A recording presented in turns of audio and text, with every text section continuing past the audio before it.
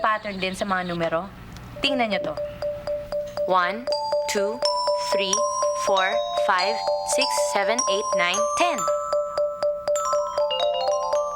11, 12, 13, 14, 15, 16, 17, 18, 19, 20. May napapansin ba kayo? May 10 numero sa bawat hilera at inuulit-ulit lang natin ang mga numero sa pagbibilang. 21, 22, 23, 24, 25, 26, 27, 28, 29, 30.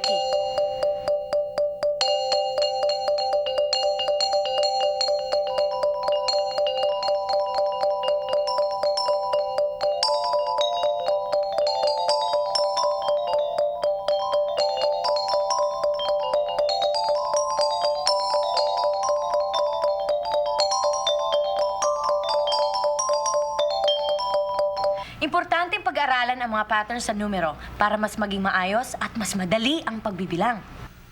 Arabic numerals. 1, 2, 3, 4, 5, 6, 7, 8, 9, 10. Roman numerals. 1, 2, 3, 4, 5, 6, 7, 8, 9, 10.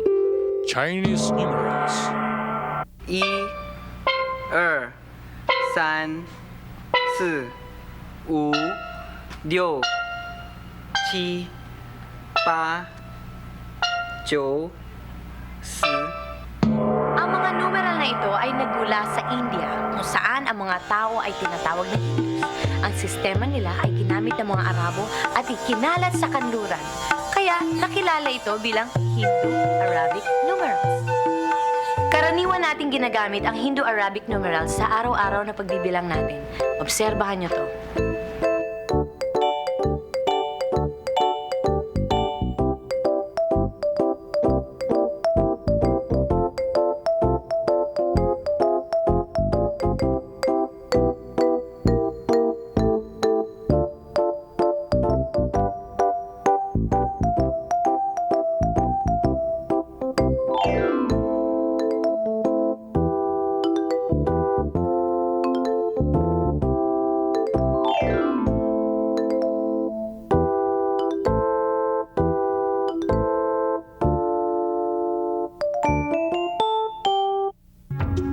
Kayo naman, hanapin ninyo kung saan pa ginagamit ang Hindu-Arabic numeral sa inyong paligid.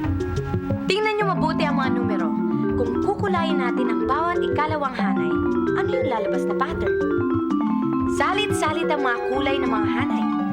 Berde ang mga odd numbers, at pula naman ang mga even numbers. Ano kaya ang lalabas na pattern kung maging dilaw ang bawat ikatlong numero?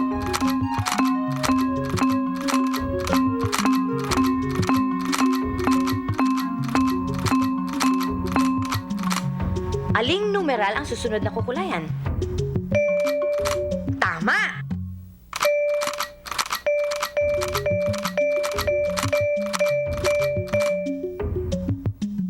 Berde, pula, dilaw, purple.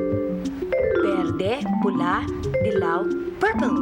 Sa bawat kulay, may 4 na numero na magkakasunod. Importante pag-aralan ng pattern sa mga numero para maging maayos at mas madali ang pagbibilang.